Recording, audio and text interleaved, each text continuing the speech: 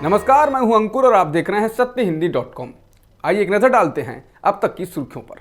आम आदमी पार्टी के विधायकों ने सोमवार रात को दिल्ली के उपराज्यपाल विनय कुमार सक्सेना के खिलाफ जांच की मांग को लेकर विधानसभा में धरना दिया। विधायकों ने उपराज्यपाल पर भ्रष्टाचार के आरोप लगाए और उन्हें पद से हटाए जाने की मांग की है। इससे पहले विधायकों ने विधानसभा में नारेबाजी की और बैनर भी लहराए। विधायक दुर्गेश पाठक ने आरोप लगाया कि उपराज्यपाल सक्सेना 1400 करोड़ के घोटाले में शामिल हैं। पार्टी के प्रवक्ता सौरभ भारद्वाज ने कहा कि बीजेपी कहती है कि जांच में क्या दिक्कत है, इसलिए आम आदमी पार्टी मांग कर रही है कि उपराज्यपाल पर लगे आरोपों की निष्पक्ष जांच होनी चाहिए। आम आदमी पार्टी ने आरोप लगाया है कि जब देश नोटबंदी के दौरान लाइनों में लगा था, तब उपराज्यपाल सक्सेना खादी और ग्रामोद्योग आयोग के तत्कालीन चेयरमैन थे और वो काले धन को सफेद बनाने में लगे थे। आप नेता आतिशी ने कहा कि आयोग के कैशियर संजीव कुमार और प्रदीप यादव ने बयान दिया है कि सक्सेना ने तबादले की धमकी देकर पुराने नोटों को नए नोटों में बदलवाया। कांग्रेस पार्टी में अक्टूबर में होने वाले पार्टी अध्यक्ष के चुनाव में कांग्रेस नेता शशि थरूर के लड़ने की संभावना जताई जा रही है।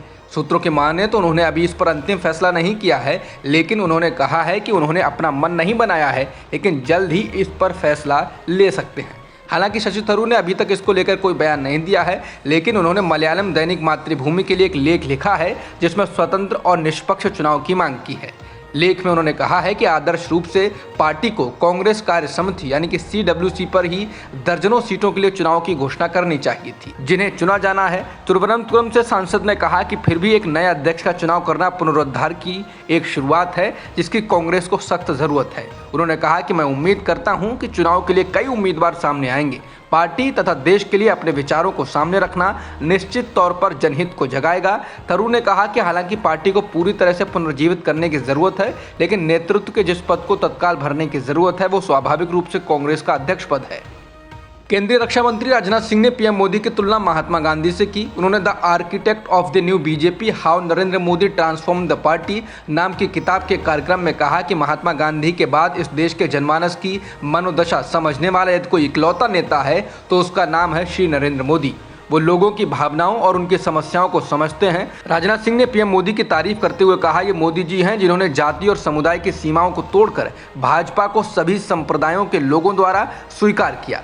उन्होंने एक ऐसा मॉडल तैयार किया जिसका कोई मुकाबला नहीं। आपके पास स्वतंत्र भारत में कोई अन्य नेता नहीं है जिसने उन्हें दी गई सभी जिम्मेदारियों को निभाया है। महिलाओं के खिलाफ अपराध में पिछले 2020 की तुलना में 2021 में बड़ा उछाल देखा गया। NCRB द्वारा जारी ताज़ा आंकड़ों के अनुसार 2021 के दौरान महिलाओं के खिलाफ अपराध के कुल 4,28,278 मामले दर्ज किए गए, जो 2020 की तुलना में 15.3% अधिक हैं। 2020 में 3,71,503 मामले दर्ज किए गए थे। IPC के तहत महिलाओं के खिलाफ अपराध के अधिकांश मामले पति या उनके रिश्तेदारों द्वारा क्रूरता के तहत दर्ज किए गए हैं। इसके बाद अपहरण और बलात्कार के मामले दर्ज किए गए हैं। बता दें 2020 की तुलना में प्रति लाख महिला आबादी पर दर्ज होने वाले अपराध रेट में भी बढ़ोतरी आई। 2020 में 56.5 की तुलना में 2021 में प्रति लाख महिला आबादी पर दर्ज अपराध दर 64.5 हो गई। NCRB के द्वारा जारी ताज़ा आंकड़ों के मुताबिक 2020 के मुकाबले 2021 में आत्महत्या करने वाले लोगों में बड़ी तादाद दिहाड़ी कामगारों, मजदूरों या अपना खुद का काम करने वाले लोगों की थी।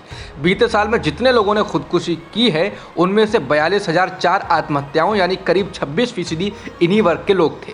NCRB के आंकड़ों के अनुसार 2021 में भारत में आत्महत्या से मरने वाले कुल 1,64,033 लोगों में से हर चौथा व्यक्ति दिहाड़ी मजदूर था। आंकड़ों के अनुसार इसमें सबसे ऊपर महाराष्ट्र रहा, जहां 22,207 लोगों ने आत्महत्या की। उसके बाद तमिलनाडु और मध्य प्रदेश में इस तरीके की आत्महत्या अधिक हुई।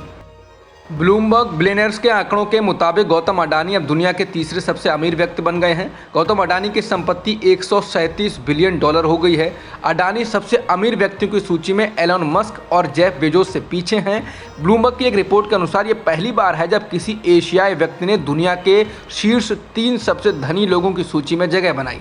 भारतीय बिजनेस टाइकून मुकेश अंबानी और चीनी कंपनी अलीबाबा समूह के जैक मा भी इस ऊंचाई तक नहीं पहुंच पाए। प्रधानमंत्री नरेंद्र मोदी ने सोमवार को पड़ोसी देश पाकिस्तान में बाढ़ की हालत पर दुख जताया। उन्होंने बाढ़ पीड़ितों के प्रति संवेदना जताते हुए जल्द ही सामान्य स्थिति बहाल होने की उम्मीद जताई। अपने ट्वीट में पीएम मोदी ने लिखा कि पाकिस्तान में बाढ़ से हुई तबाही को देखकर दुखी हूं, साथ ही सामान्य स्थिति के शीघ्र ही बहाल होने की उम्मीद जताई। बता दें पाकिस्तान में बाढ़ से तबाही जैसा मंजर है। इसके कारण 1136 लोगों की जान जा चुकी है। इसके अलावा देश भर में 3451 किलोमीटर से अधिक सड़कें, 149 पुल, 170 दुकानें और 9,49,858 घर क्षतिग्रस्त हो गए हैं। इराक के शिया धर्मगुरु आयतुल्ला मुक्तदा अल सद्र के राजनीति से संन्यास लेने के ऐलान के बाद उनके समर्थक बेकाबू हो गए। इराक की राजधानी बगदाद में हिंसक झड़पें हुई हैं और लोगों ने सरकारी इमारतों पर कब्जा कर लिया। हिंसक झड़पों में अब तक 20 लोगों की मौत हो चुकी है। देश में गृहयुद्ध जैसे हालात बन गए हैं। पुलिस ने हालात को काबू में करने के लिए बल प्रयोग किया है। शिया धर्मगुरु के द्वारा संन्यास लेने के ऐलान के बाद उनके समर्थक विरोध में सड़कों पर उतर आए और उनकी विरोधी राजनीतिक दलों के लोगों के साथ हिंसक झड़प हुई। शिया धर्मगुरु उनके समर्थकों के खिलाफ बल का प्रयोग न करने की मांग को लेकर भूख हड़ताल पर बैठ गए हैं। बता दें कुछ महीने पहले श्रीलंका में भी ऐसे ही हालात बन गए थे। अब तक की खबरों में इतना ही। बाकी खबरों के लिए बने रहिए सत्यहिंदी.com के साथ।